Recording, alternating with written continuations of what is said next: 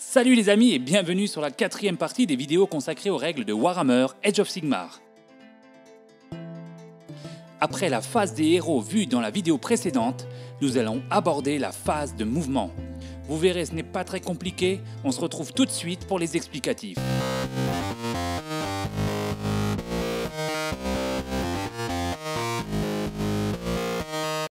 Pour rappel, la phase de mouvement, c'est la distance que peut parcourir une figurine sur le champ de bataille.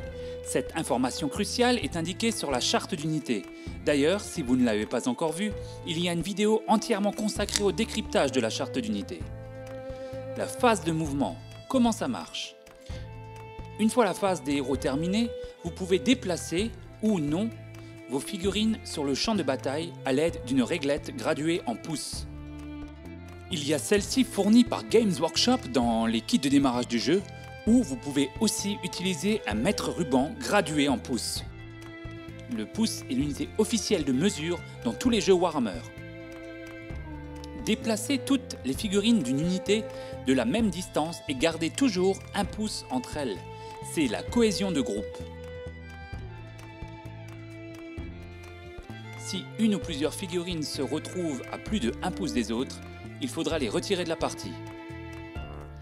À la fin de votre déplacement, vous devez toujours rester à une distance de 3 pouces d'une figurine ennemie. S'il y a un obstacle sur votre passage, il faudra mesurer la hauteur et la soustraire à votre mouvement pour monter et pour descendre.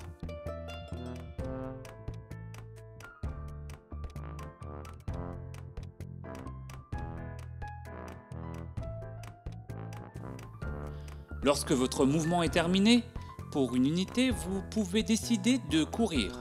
Pour ce faire, c'est tout simple, lancez un D6 et ajoutez le résultat à votre déplacement. Attention, une unité qui court ne peut ni tirer ni charger au combat le même tour. Et enfin, certaines unités comme les Nighthawks peuvent voler.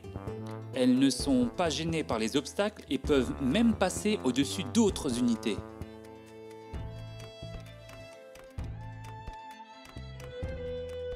Quand vous avez déplacé toutes les unités que vous désirez sur le champ de bataille, on passe à la phase de tir.